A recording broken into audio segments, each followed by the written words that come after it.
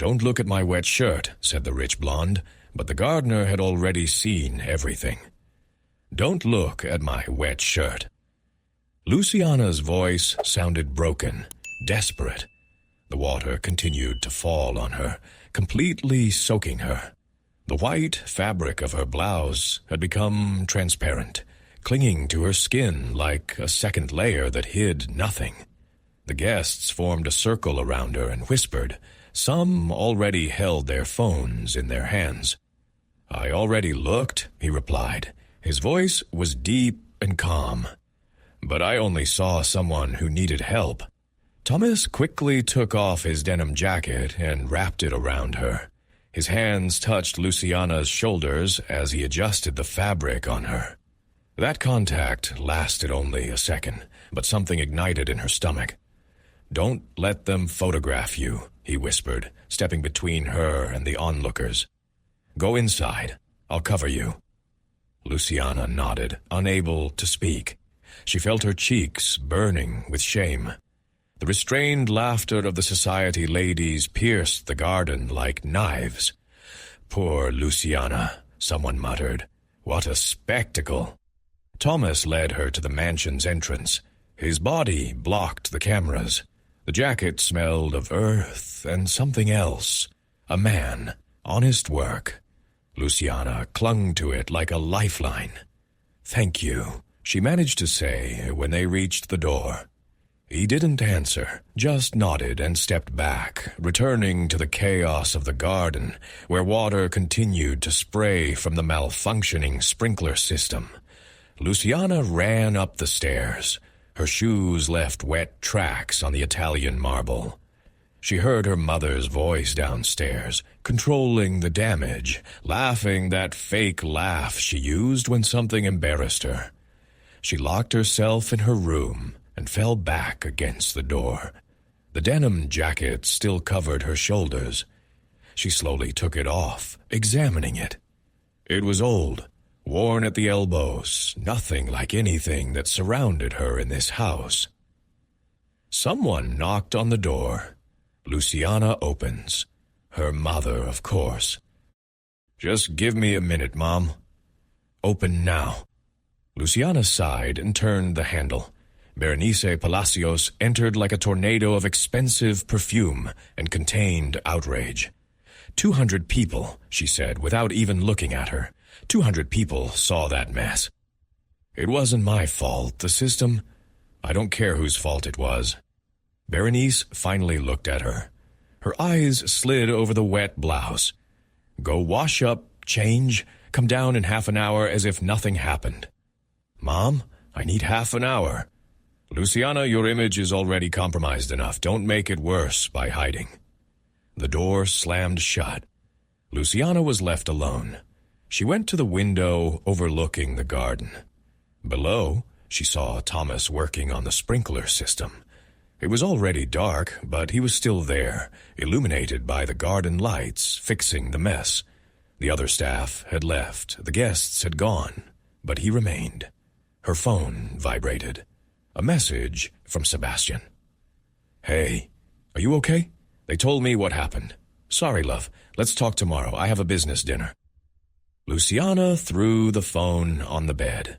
He didn't even call. Just a message, after a year and a half together. Just a message.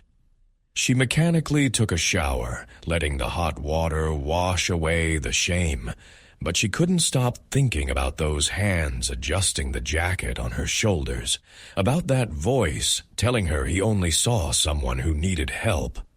No one else had helped, only him. She came down exactly half an hour later in a dry dress and perfectly styled hair.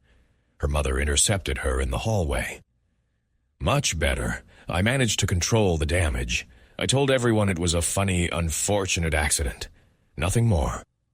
"It was a funny accident." "Don't be naive."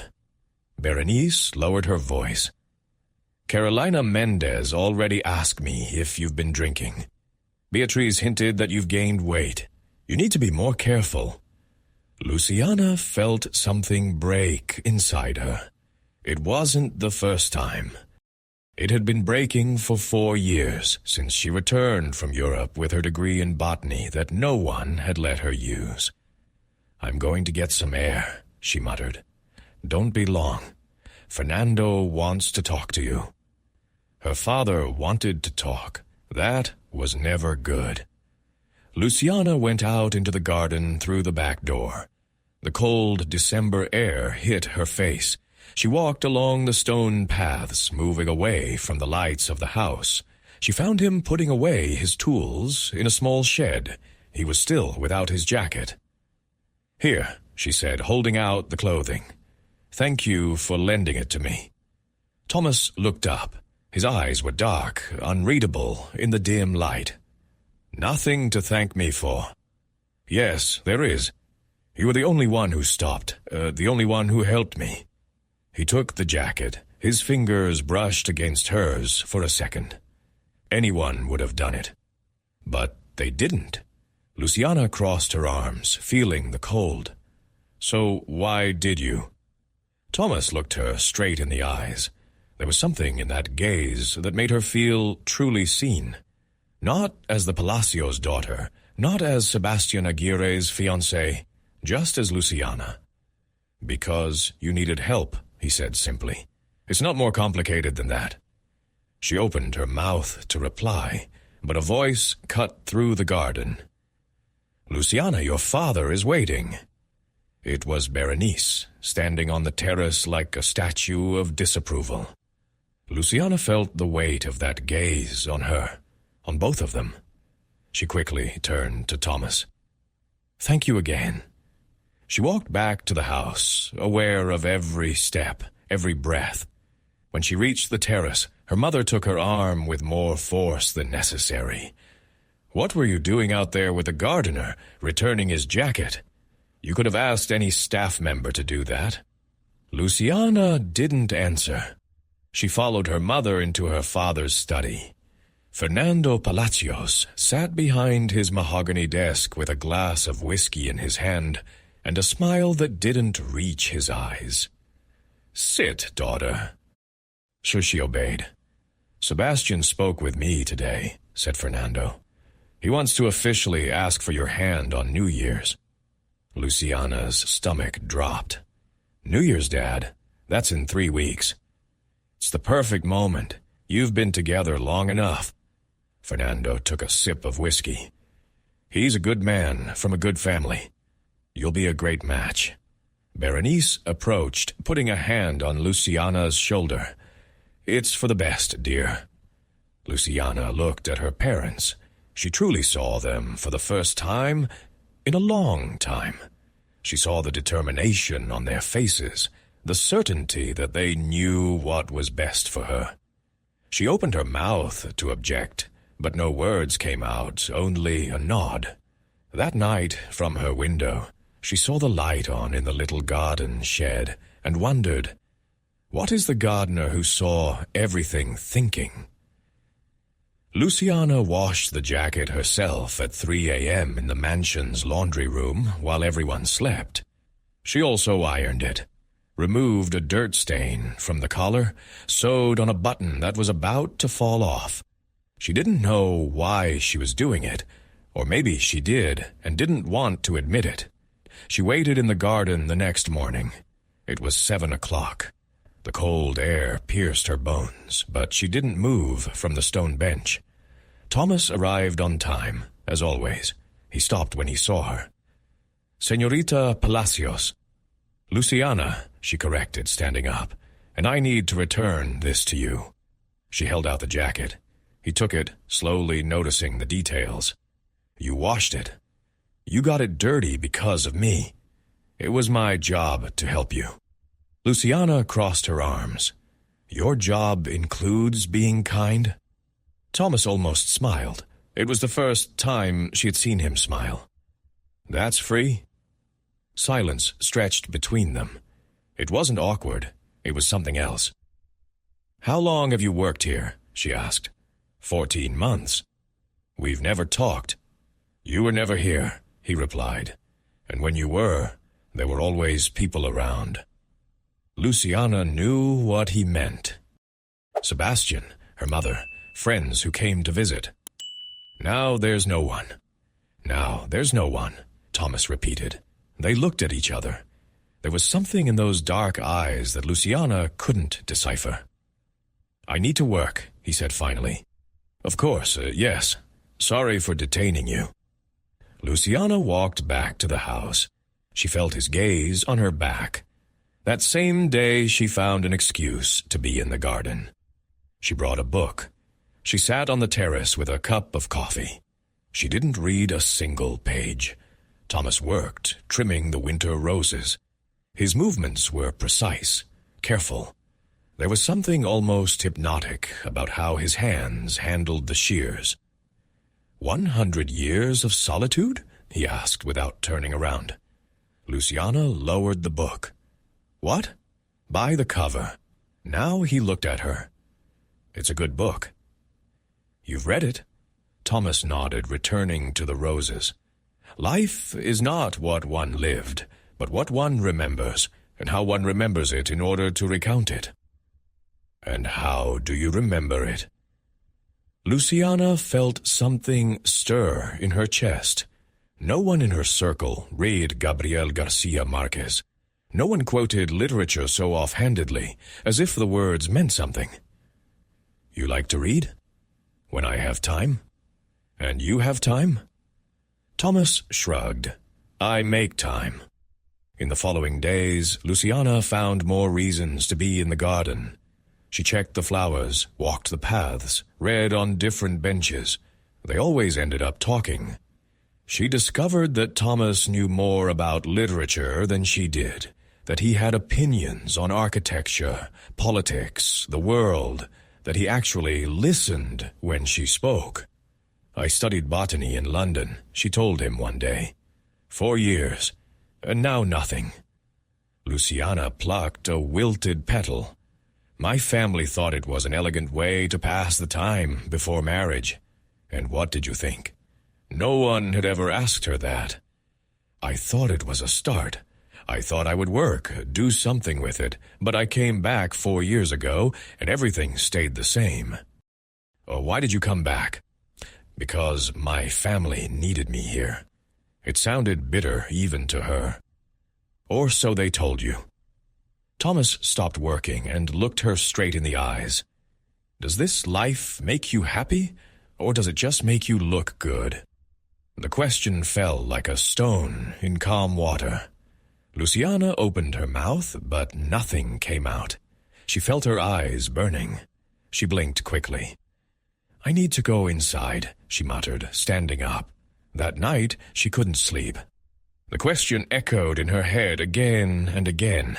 Happy or look good? Happy or look good? Sebastian returned from his business trip on Thursday. He came straight to the mansion, unannounced. Luciana was in the garden. Of course. There you are, he said, barely kissing her cheek.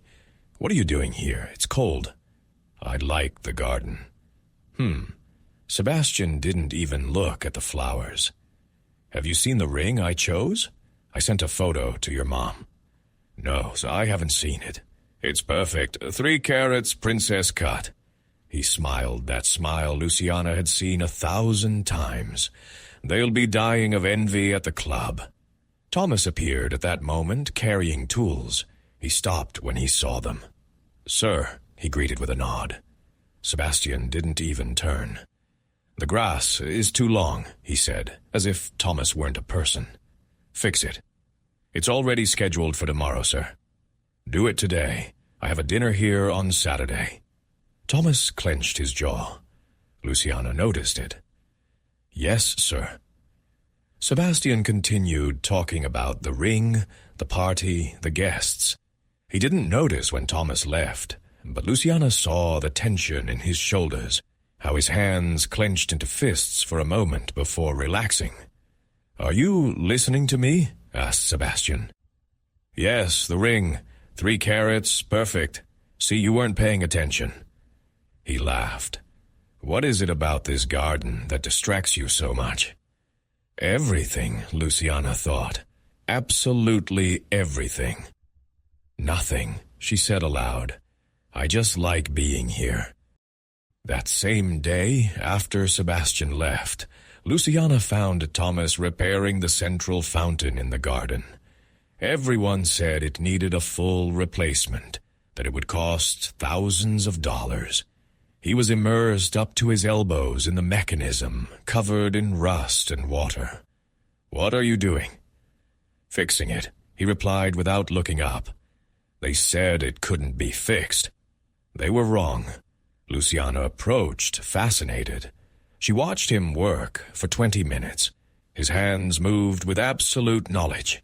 He understood the mechanism as if he had designed it himself.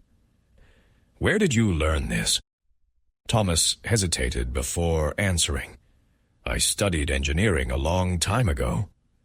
"You studied?" Luciana was speechless. "Why didn't you finish?" That was all she said. He adjusted something inside, and the fountain came to life. The water began to flow perfectly, without the strange noise it had had for months. Done. He wiped his hands on a rag. Luciana still looked at him as if seeing him for the first time. "You're an engineer?" "Almost an engineer." He stood up. "I didn't finish. But you could do anything. Why do you work in gardens?" He looked her straight in the eyes. "Honest work is nothing to be ashamed of." Luciana. It was the first time he had said her name. It sounded different in his voice, real. "I didn't mean it like that." "Yes, you did." He didn't sound angry, just tired. "Everyone says it differently, but everyone says it." He left before she could answer. Luciana stayed by the fountain, listening to the water fall, perfectly repaired by the hands of a man her world considered invisible. Berenice found her there half an hour later, again in the garden. "I like being here." "I've noticed." Her mother approached, lowering her voice. "Be careful, Luciana." "Careful of what?" "Of being too familiar with the staff." Berenice chose her words carefully. "People talk. We don't want them to talk." Luciana felt anger rising in her throat. "I was just watching the fountain." Berenice didn't seem convinced. "Sebastian is coming for dinner on Saturday. Wear the blue dress. He likes it." She left without waiting for an answer. That night, Luciana dreamed of a garden, of conversations under the sun, of hands covered in earth-fixing broken things.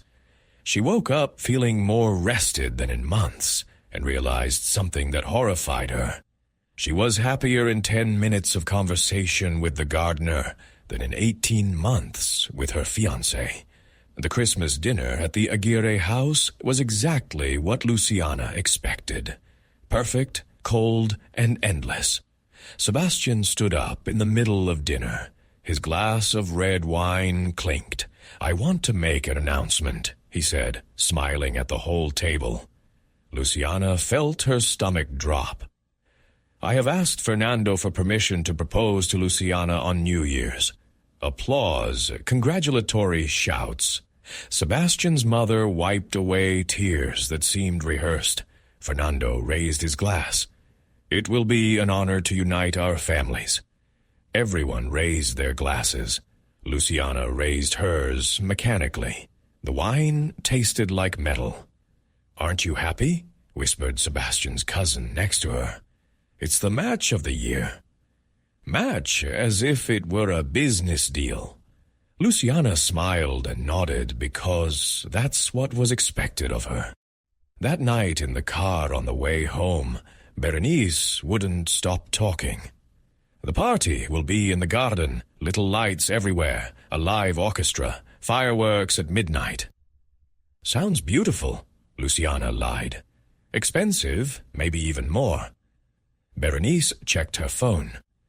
"We need to start dress fittings next week. Do you already have a dress?" "Of course, I chose it months ago." Luciana looked out the window. The lights of the rich neighborhood blurred past. "What if I say no?" The car filled with silence. "Sorry?" asked Berenice. "Nothing, forget it." But her mother didn't forget. She looked at her with those eyes that saw too much. "Luciana, is there something I should know?" "No, Mom, I'm just tired." They arrived home. Luciana ran to her room before her mother could continue the interrogation. She looked out the window. The light in the shed was on. It was always on. The next day, Luciana went down to the garden early. Thomas was trimming the hedge. "Is your sister a nurse?" he asked without greeting. He turned, surprised. "Good morning to you two." "Sorry, good morning." Luciana came closer. "But yes, really your sister?" "Yes, Paula. She works at the Samaritana hospital. She must be proud of you." Thomas set the shears aside. "Why do you say that?" "Because you supported her. You helped her. That's real love. That's what family does." "Not all families." She thought of her parents choosing her wedding dress without her consent. "Some just decide for you." Thomas studied her in silence. "What was your thesis in London about?" The question caught her off guard. "Medicinal plants of the Colombian paramo," she smiled without enthusiasm. "I spent 6 months on research, wrote 200 pages. No one read them." "I would read them." Something tightened in Luciana's chest. "Really? If you let me." They looked at each other. The world shrank to this garden, to this moment. The secret of a good old age is simply an honorable pact with solitude, whispered Luciana. "Love in the time of cholera," Thomas finished. "But you're not old, and you shouldn't be alone." "I'm surrounded by people all the time." "That doesn't mean you're not alone." Luciana felt her eyes burning, blinked quickly. "I need to go inside." She left before he could see the tears. The family dinner on Sunday was a battlefield disguised as a Christmas celebration. The entire Palacios family was there. Aunts, cousins, grandparents, 30 people around a too large table. Cousin Mariana, 2 years younger than Luciana, couldn't stop talking. "So, Catalina told me she saw you talking to the gardener." She laughed. "Do you like talking to the servants? How sweet of you." Luciana's fork stopped midway. "It's not charity, it's basic politeness." "Oh, don't be angry." Mariana drank her wine. "It's sweet that you're kind to them. But you don't want people to think something strange?" "Something strange?" "Well, you know." Mariana lowered her voice. "That you're interested." The table fell silent. Everyone was watching. Luciana carefully set down her fork. "His name is Thomas. He has a name. He has an education. He has more knowledge than half the men in this room." "Luciana," her father warned. "What, Dad? Shall we pretend it's not true?" She looked around the table. "You all treat him as if he's not there, as if he's worthless because he works with his hands." "Enough," said Fernando. But Luciana couldn't stop. "He repaired the fountain you were going to replace. He reads Garcia Marquez. He studied engineering, but no one asks him anything because it's easier to assume he's nobody." Berenice stood up. "Luciana, to the kitchen." Luciana obeyed. Her mother followed her, closing the door loudly. "What do you think you're doing?" "Telling the truth." "Truth?" Berenice laughed humorlessly. "Do you know what the truth is? That you're getting married in 2 months, that you have a perfect life ahead of you, and you're ruining it. Why? Because of a gardener, because of a man." "Don't be dramatic." "I'm not dramatic. I'm honest for the first time in years." Berenice took a deep breath. "I know you're nervous. Pre-wedding nerves. It's normal." "It's not nerves, Mom." "Then what is it?" Luciana didn't know how to answer. She couldn't tell her mother that every conversation with Thomas made her feel more alive than an entire year with Sebastian. "Go back to the table," Berenice ordered. "Apologize to your cousin and forget this whim." Luciana went back, apologized, smiled, but forgot nothing. Sebastian came after dinner, found her in the garden. "Your mom told me what happened." Of course she did. "What's going on, Luciana?" He looked genuinely puzzled. "People are starting to talk." "Talk about what?" "About the gardener, about you spending so much time here." Luciana looked at him for real.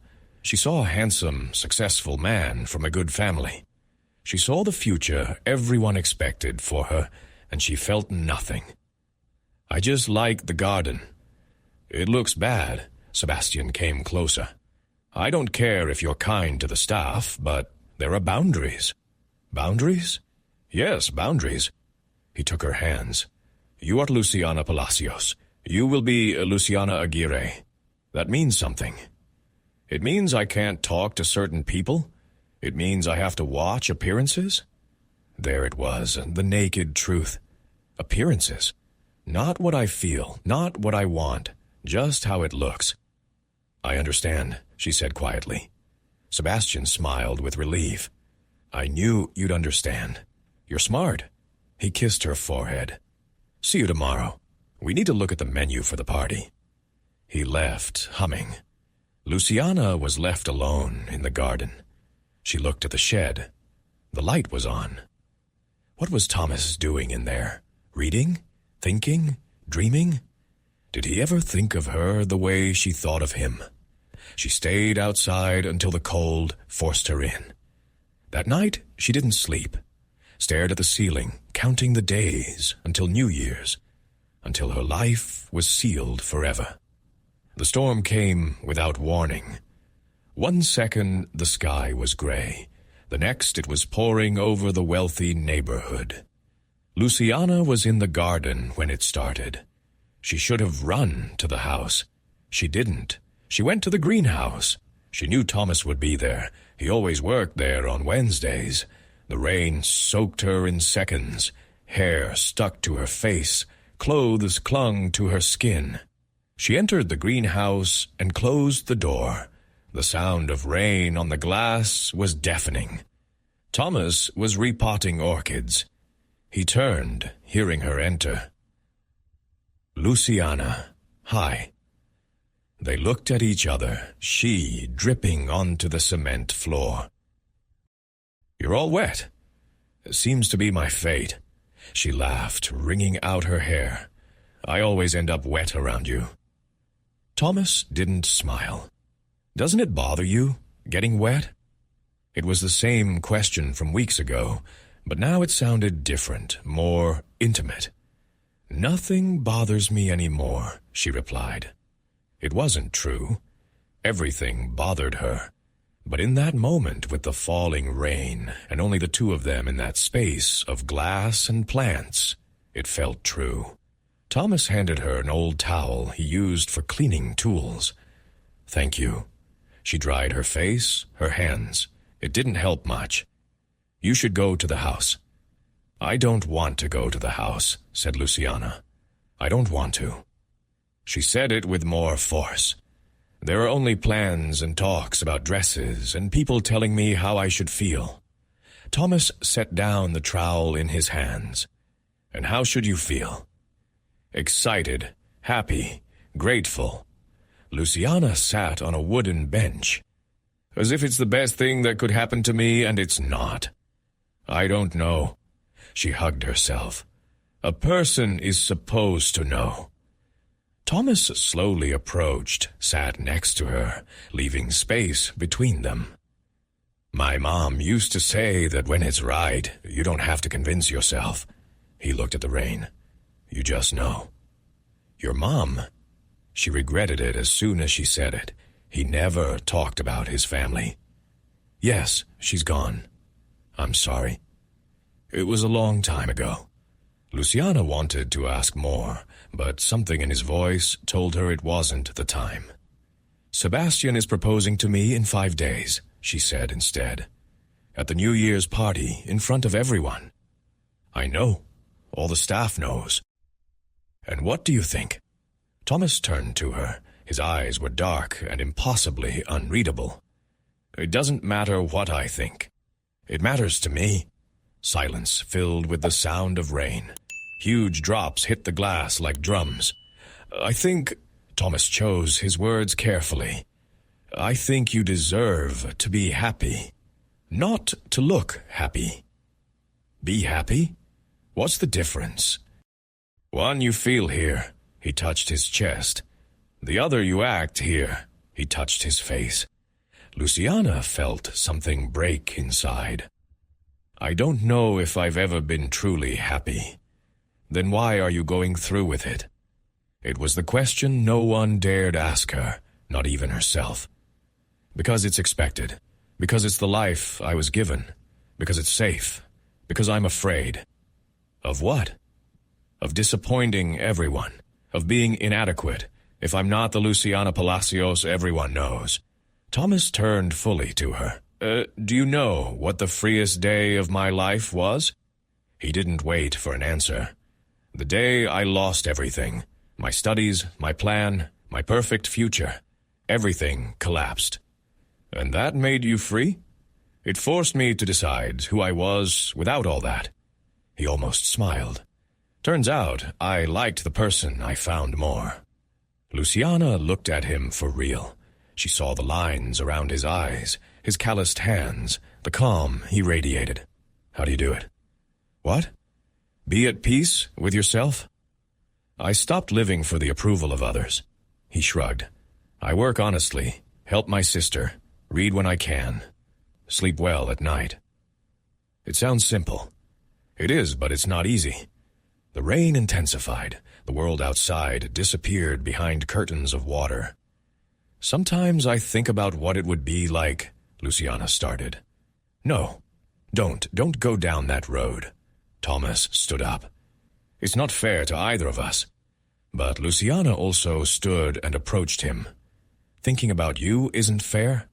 Luciana, stop, please. Why? Because you're getting married in 2 months. Because your family will fire me if they even imagine. Imagine what? Thomas closed his eyes. What I feel when you're near. Luciana's heart stopped. Then it beat twice as fast. And what do you feel? I shouldn't feel anything. He opened his eyes. You're the daughter of my employers. You're engaged. Your world and mine don't mix. Luciana closed the distance between them. They were centimeters apart. Your family, your fiancé, your whole world is against me, Thomas said, his voice hoarse. I won't make a mistake I'll regret. You're not a mistake. You say that now. I'll always say that. They looked at each other. The tension was unbearable. The air between them crackled. Luciana raised her hand, ran her fingers over Thomas's cheek. He closed his eyes at the touch. His breathing changed. Luciana. She moved closer. She could feel the heat of his body, the smell of earth and rain. Thomas opened his eyes, looked at her with something that seemed like pain. If I do this, he whispered, if I kiss you now, I won't be able to stop loving you. Then kiss me. For a second, everything was suspended. The world held its breath. Thomas raised his hand, caressed Luciana's cheek with his thumb, leaned towards her. His lips were one breath away from hers, and then he stepped back. He stepped back 3 steps, as if she were burning. I can't... His voice sounded broken. I can't do this to you. I can't do this to myself. Thomas, when you decide to leave everything, it has to be because you decided. He looked at her with shining eyes. Not because I seduced you in a greenhouse in the rain. You're not seducing me? No. He laughed humorlessly. Then what are we doing? Luciana had no answer. Go to the house, he said softly. Marry Sebastian if that's what you want, or don't. But decide for yourself, not because of me. And if I decide, for real? Or are you just scared, and I'm a convenient escape? It hurt because there was a grain of truth in it. Luciana felt tears mixing with the rain on her face. You're cruel. I'm honest, Thomas said, his voice trembling, "and I respect you too much to be your mistake." Luciana walked out of the greenhouse. The rain was still falling, but she no longer felt it. She ran to the house, went up to her room, locked the door, and cried. She cried because he was right. She cried because she had almost kissed him. She cried because she hadn't kissed him. She cried because she had fallen in love with the wrong person at the worst possible time. An hour later, Berenice entered without knocking. "You're all wet. What were you doing outside? Walking in that storm?" Her mother approached, studying her. "Your eyes are red." "I'm tired." Berenice didn't believe her, but didn't push.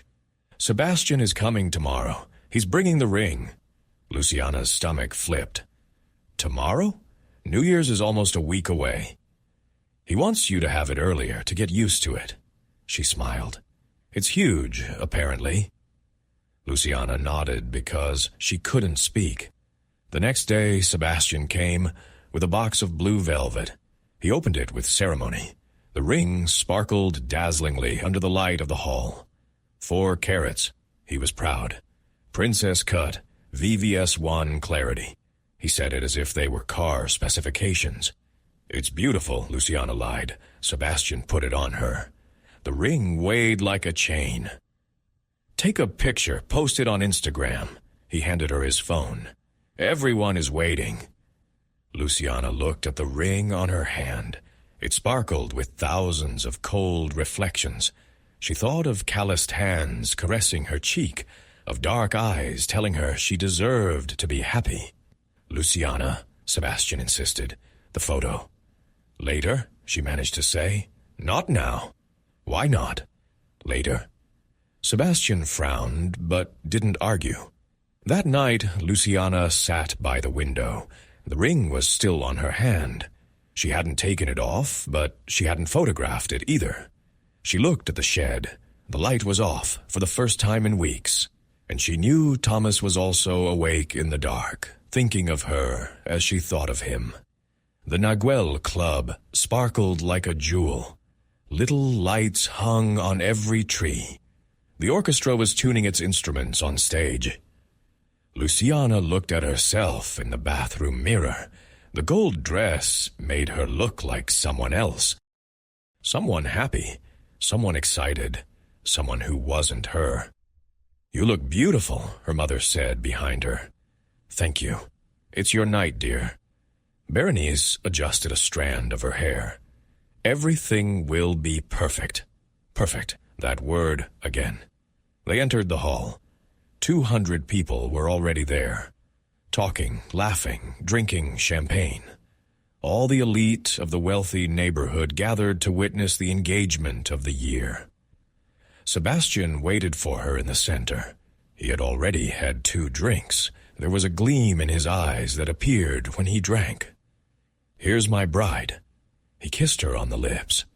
"You look incredible, a little nervous." "No reason to be." He squeezed her hand.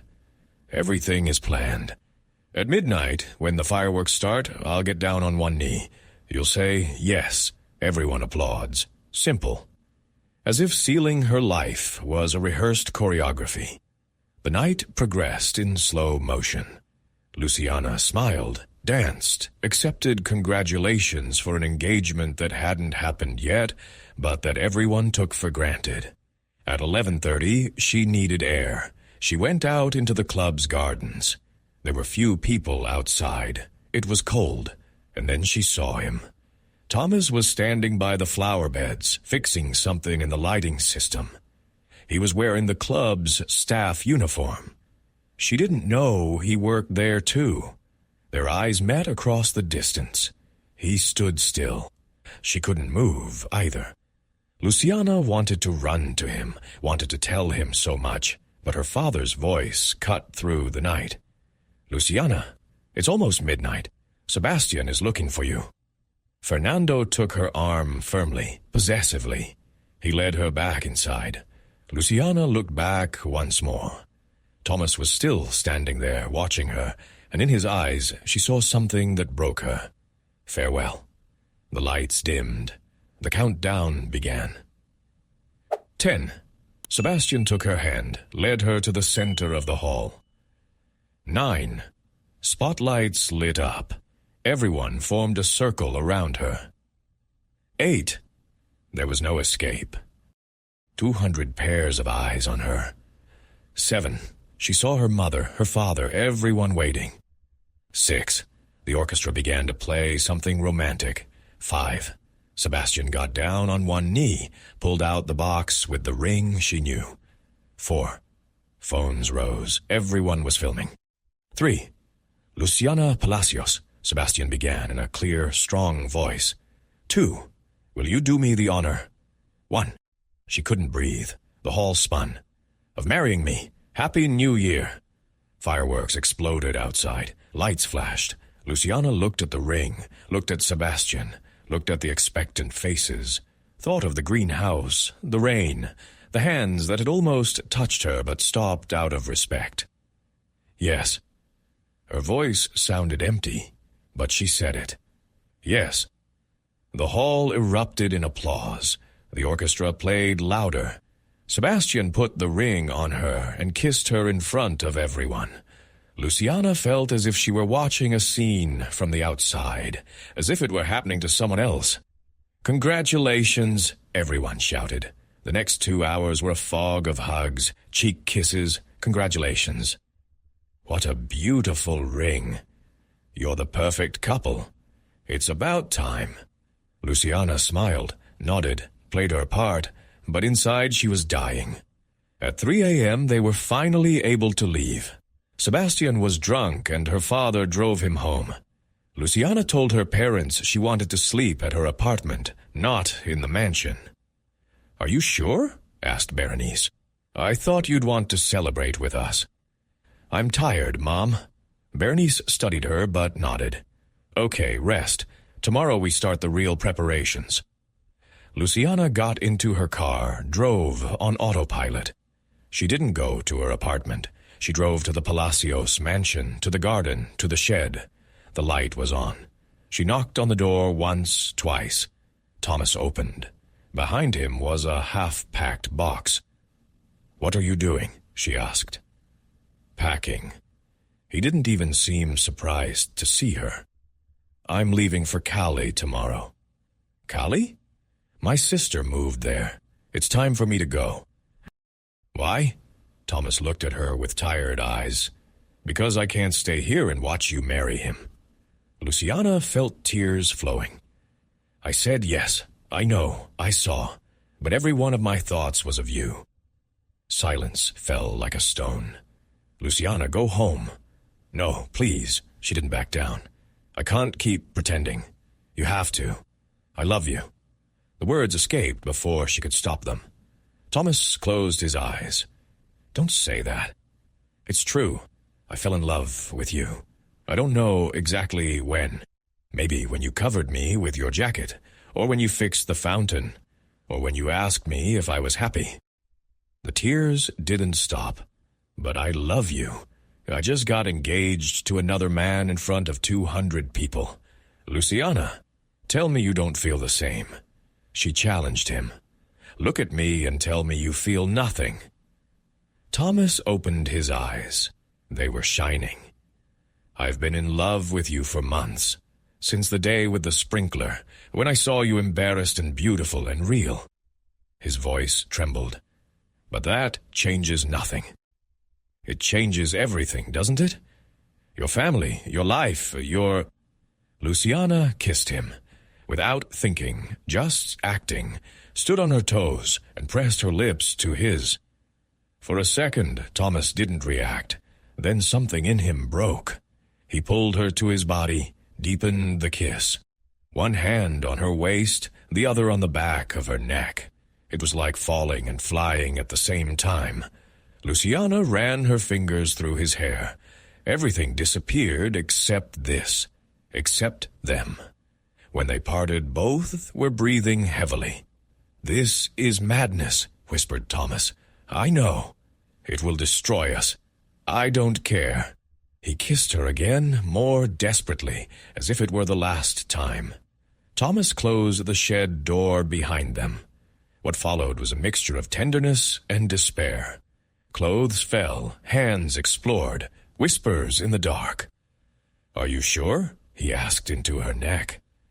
"I've never been more sure of anything." They gave themselves to each other with an intensity that left them trembling. Afterward, lying on the narrow bed, Luciana traced circles on his chest. "What are you thinking?" asked Thomas. "That I should feel guilty." "And you don't?" "No," she looked at him. "I feel free for the first time in years." He kissed her forehead. "What are we going to do?" "I don't know. We can't continue like this. You're engaged. He stopped. "This will destroy us." "Then let it destroy us." Luciana pressed closer. "But give me this night. Just this one night for real." Thomas held her tighter. They talked until dawn. About everything and nothing, about impossible dreams. "If you could do anything," he asked, "what would you do?" "Work with plants, research, get my hands dirty." She smiled. "Live in a small apartment that's mine. Wake up happy." "Sounds perfect. And you?" "Finish my studies, design sustainable gardens, maybe teach?" He looked at her. "Wake up next to someone who truly loves me." They kissed slowly, savoring every second, but dawn came inevitably. Light seeped through the window. Reality returned. Luciana dressed in silence. The engagement ring sparkled obscenely on her hand. "I need to go." "I know." At the door, they turned to each other. "And now?" she asked. "I don't know." Thomas touched her cheek. "But we crossed a line that can't be uncrossed." "Do you regret it?" "No." He kissed her gently. "But I'm afraid." "Me too." Luciana stepped out at dawn, drove to her apartment with trembling hands, took a shower, changed, looked in the mirror. There were marks on her neck, her lips were swollen, her eyes shining. She looked like someone who had just been truly loved, and she wore another man's ring on her hand. Her phone vibrated. Sebastian. "Good morning, fiancé. I love you. Breakfast?" Luciana threw the phone. She had crossed the line, and there was no going back. For 2 weeks, she lived in 2 worlds. By day, Luciana tried on wedding dresses, chose flowers, smiled for engagement photos. By night, she escaped to the shed, into Thomas's arms, into the only part of her life that felt real. "This can't continue," he said every time.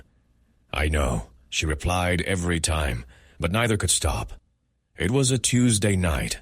Luciana waited until 11 to go out. Everyone was asleep in the mansion. She knocked on the shed door 3 times, their signal. Thomas opened immediately, pulled her inside. "I missed you," she whispered into his mouth. "It's only been 2 days, 2 very long days." He kissed her deeply. His hands found familiar places. Hours later, lying on the narrow bed, Luciana traced the lines of his face. "Let's run away," she said suddenly. "You and me, tonight." She spoke quickly, excitedly. "We can go anywhere, start over." Thomas took her hand, kissed it. "With what money? What's the plan?" "I don't know. We'll figure it out." "Luciana, you don't want to be with me." "You know I do." He sat up. "But not like this, not running away in the night like criminals." "Then how?" "I don't know." He ran his hands through his hair. "But I know that this, what we're doing, will explode. And when it explodes, I want it to be because you chose, not because we got caught. I have chosen." "Have you? Really? Because you still wear that ring.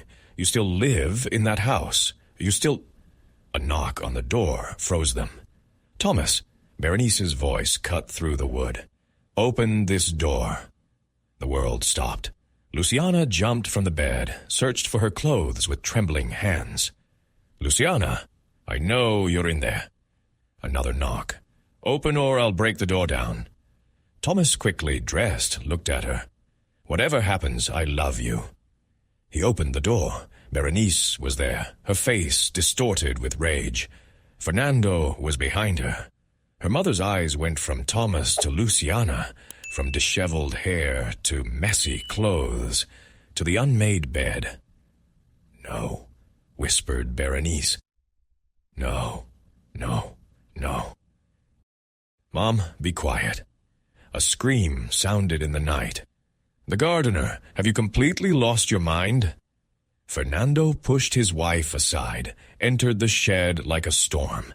He pointed at Thomas. "Get off my property, now, Senor Palacios, now, or I'll call the police." "Dad, it's not his fault." "It's not his fault?" Fernando laughed humorlessly. "He took advantage of you, and it's not his fault." "He didn't take advantage of anyone," Luciana shouted. "I came here. I sought him out. Because he manipulated you." Berenice entered too. "He brainwashed you, made you believe." "No one brainwashed me." Tears streamed down her face. "I love him." The silence was deafening. Berenice staggered as if struck. "You don't know what you're saying." "I do. I love him, and he loves me." Fernando turned to Thomas. "How much? How much money do you want to disappear from her life?" Thomas tensed. "I don't want your money." "Everyone wants money." Fernando pulled out his checkbook. 100 million? 200? Name your price." "I don't have a price." "Everyone has a price, especially people of your class." There it was, naked and ugly classism. Thomas took a deep breath. "With all due respect, sir, you can keep your money. I'm not with Luciana for interest." "No? Then why? Love?" Fernando almost spat the word. "Do you think a gardener can give her the life she deserves?" "Dad, enough. Be quiet." Fernando averted his gaze from Thomas. "What will you give her? A servant's room? A life of poverty?" "I will give her respect," Thomas replied calmly. "Something you never gave her." Fernando moved so fast no one saw it happen. His fist connected with Thomas's jaw. "Dad, no!" Luciana stepped between them. Thomas wiped blood from his lip. He didn't strike back. "I'll leave," he simply said. "I don't want to cause her more trouble." "More trouble?" Berenice laughed hysterically. "Do you know what you've done? The reputation you've ruined." "Mom, he did nothing wrong." "Nothing wrong? He's having an affair with an engaged woman, a woman from our family." Berenice's eyes burned. "And you've humiliated yourself to—" "I haven't humiliated myself to anything." Luciana lifted her chin. "For the first time in my life, I'm with someone who sees me as a person, not as a last name, not as a marital investment." "He's a gardener," repeated Berenice, as if that explained everything. "His name is Thomas." Luciana was trembling. "And he's more of a man than Sebastian will ever be." Fernando pointed to the door. "Both of you, to the house, now." "I'm not going." "This is not a request." Luciana looked at Thomas. He nodded slightly. "Go. I'll be okay." They walked to the house in silence. As soon as they entered, Fernando closed his study door with a bang. "Sit. I prefer to stand." "I don't care what you prefer. Sit." Luciana obeyed only because her legs were shaking. Berenice paced back and forth like a caged animal. "Sebastian. Oh my God, Sebastian, what will we tell him?" "The truth," replied Fernando. "That there's been a complication." "Complication? It's a scandal which we will handle carefully." Fernando turned to Luciana. "This is what will happen. That man leaves tomorrow. We'll give him a generous compensation on the condition he signs a confidentiality agreement. He won't take your money." "Everyone takes." Fernando continued. "You will marry Sebastian in 1 month, not 2. We're speeding everything up." "I'm not going to." "Yes, you are, or we will disinherit you." His voice was cold. We'll freeze all your accounts. The apartment is ours. The car is ours. Everything is ours. Luciana felt panic rising. You can't force me to marry. We're not forcing, Berenice finally stopped. But if you choose that man over your family, you'll be alone. Without money, without support, without anything. I have my degree. Your degree? Her mother laughed. Who will hire you when the rumor spreads that you broke off your engagement over an affair with a gardener? The words were like knives. This is what will happen, Fernando said with determination. The day after tomorrow there's a dinner. Family and close friends. You will announce the wedding date. Demonstrate that you're committed to this marriage. And if I refuse, then may God help you, because we won't. They left the study, leaving her alone. Luciana stayed there, trembling. She heard voices outside, shouts, ran to the window. She saw 2 security guards escorting Thomas off the property. He carried only one bag. She knocked on the glass, but he didn't turn around. Her phone vibrated. A message from an unknown number. I won't be the reason you lose your family, but if you need me, I'll always be here. T. Luciana fell to the floor. She cried until she had no tears left. Hours later, she was in her apartment, which technically wasn't hers. She looked at her reflection. The ring sparkled on her hand. It weighed tons. She thought of 2 paths. 1, marry Sebastian. Security, family, the life she knew. 2, choose Thomas. Uncertainty, rejection, freedom.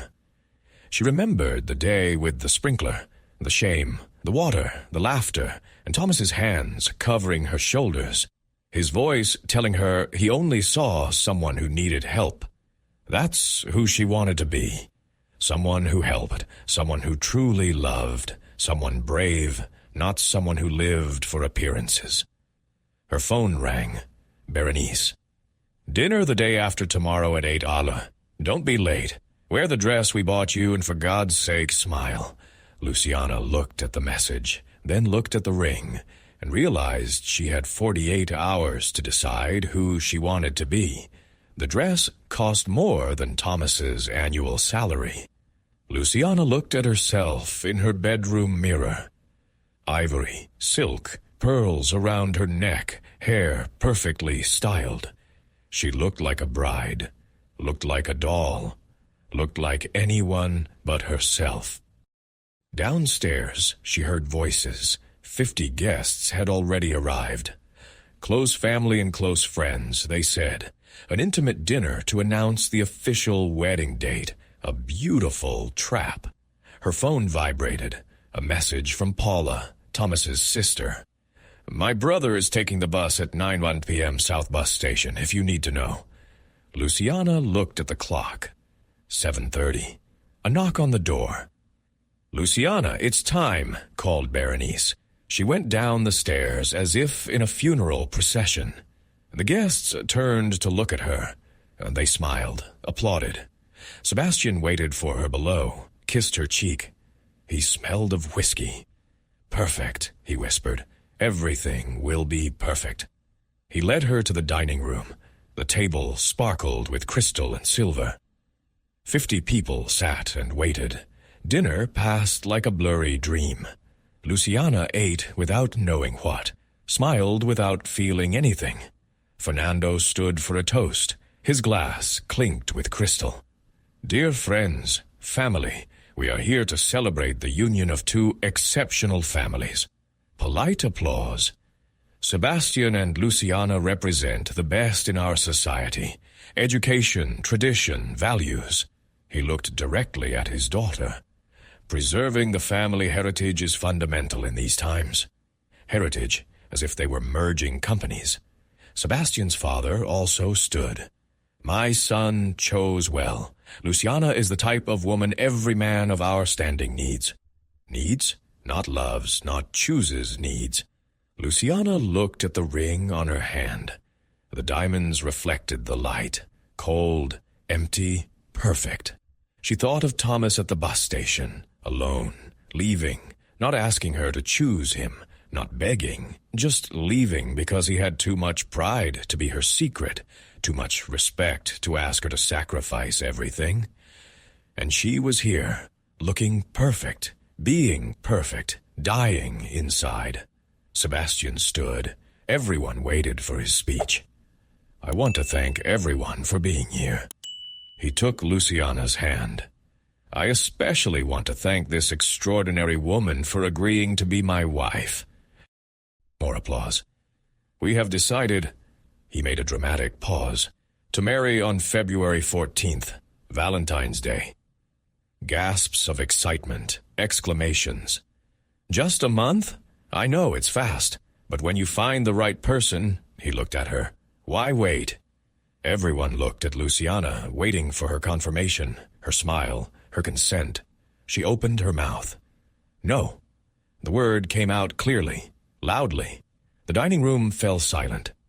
What? Sebastian laughed nervously. What did you say? Luciana stood up with trembling hands and took off the ring. I said no. Luciana, her father warned. No, Dad. She looked at him. I can't do this anymore. Berenice also stood up. Sit down, right now. No, Mom. I've sat enough. I've smiled enough. I've lied enough. She turned to Sebastian, left the ring on the table. You deserve someone who truly wants this life. I don't want it. Have you gone mad? Sebastian's voice rose. What are you going to throw all this away for? Indignant whispers around the table. It's not because of him. Luciana took a deep breath. It's because of me.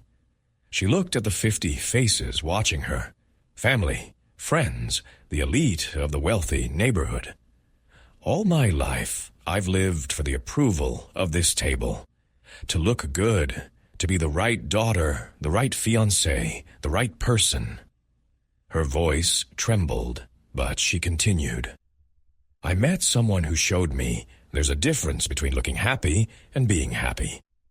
The gardener, someone spat. His name is Thomas. Luciana lifted her chin. And he actually saw me. Not my last name, not my bank account, not my social utility. Me, Luciana. Enough, begged Berenice. No, Mom, I have to say this. Tears flowed freely. He showed me that honest work has dignity, that kindness is worth more than money, that loving me doesn't mean controlling me. Fernando slammed the table. If you walk out that door. What, Dad? You'll disinherit me publicly? She felt something freeing in her chest. I don't need the money if it comes with a cage. You're throwing your life in the trash, Sebastian shouted. Why? For a gardener? For myself.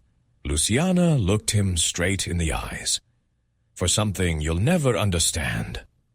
She turned to everyone. If loving Thomas means leaving this world, then it's not my world.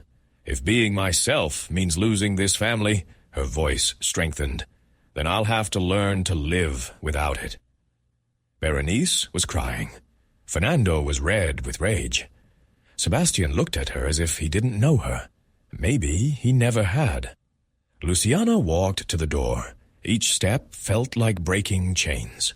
If you leave, don't come back, Fernando threatened. Luciana stopped, turned. Goodbye, Dad. She walked out, went down the hallway. She heard screams behind her, but didn't look back. She got into her car. Her hands were shaking so badly she could barely insert the key. She started the car, drove out of the parking lot, off the property, out of the life she knew, and didn't cry until she was on the street. Then tears blinded her. She had to stop. She pressed her head to the steering wheel. She had just lost everything. Family, money, security, everything. But she felt lighter than ever. She looked at the clock. 8:40, 20 minutes. She sped towards the south bus station. Traffic was heavy. Every red light was torture. Please, please, let him not have left. She arrived at the bus station at 9:05, parked the car haphazardly, ran inside. Cali, where are the buses to Cali? The screen showed Departure. Platform 12. Boarding. Now. She ran. Her heels sounded on the floor. People stared at her. A woman in an evening dress running like crazy. She didn't care. Platform 12. The bus already had its doors open. People were boarding. "Thomas!" she shouted. Nothing. "Thomas!" A figure turned. It was him. Their eyes met across the distance. Luciana ran. She reached him, breathless. "Don't get on that bus." Thomas looked at her as if she were a ghost. "What are you doing here?" "I didn't get on the bus," he said nonsensically. "I mean, don't get on. I mean, Luciana. What happened?" He took her by the shoulders. "Are you okay?" "I broke off the engagement, gave back the ring, told everyone." She took a breath. "I don't need their world. I need to build my own." "What?" "And I want to build it with someone who knows the value of things that matter." She looked him straight in the eyes. "With you, Thomas, if you still love me." He studied her. His eyes searched her face. "Your family. They disinherited me. Sebastian is furious. The money is nothing." "Are you sure?" His voice trembled. "Luciana, I can't give you any of what you had. I don't want what I had." She took his face in her hands. "I want you and us, even if we don't know what's next, even if it's hard. I know. I don't have much to offer you. You have everything I need." Thomas kissed her deeply, desperately, full of promises. When they parted, both were crying. "Where are we going?" she asked. "I don't know." He laughed through tears. "I was going to Cali because Paula is there. Then we're going to Cali." "Just like that? No plan. Just like that. No plan." She smiled. "For the first time in my life, no plan." The bus driver honked. "Last call for Cali." Thomas held out his hand. "Are you ready?" Luciana took it. "Ready." They boarded the bus together. They found 2 seats in the back. As the bus pulled out of the station, Luciana looked out the window. The lights of the wealthy neighborhood receded. Her whole life, everything she knew, was left behind. And she was scared. She was terrified. But Thomas intertwined his fingers with hers. "Hey," he whispered. "We're together." "We're together," she repeated. And for the first time in 28 years, Luciana Palacios was not a last name, not a marital investment, not a perfect image. She was simply Luciana, free, in love, terrified, alive. The bus accelerated into the night, into the unknown, into the future they had chosen together. 18 months later, on a sunny Saturday in Chipichape, Luciana wiped dirt from her hands onto her work pants. She had her hair in a messy ponytail, short nails without polish, smudges of earth on her cheek. She had never felt more beautiful. "Luciana," her assistant called from the entrance. A group of students had arrived. "I'm coming." She walked the paths of the Chipichape Sustainable Botanical Garden. Her garden. Well, not legally hers, but it felt like it. She helped design it, cared for it, loved it. 20 botany students waited in the main greenhouse. Luciana began a lecture on the medicinal plants of the Colombian paramo. Her thesis, which no one had read, she was now teaching to a new generation. "Plants don't need money to grow," she said, holding a small fraile jaune. "They only need the right conditions, good soil, clean water, proper light." A student raised her hand. "Is it true you left everything to work here?" Luciana smiled. "I left something. I found something better." After the lecture, she walked back to the office. It wasn't really an office. It was a converted room with a recycled desk and a creaky chair, but it had a window overlooking the garden, and that was enough. Her phone rang. "Thomas, how's your day?" she asked. "Good. I gave a lecture to students."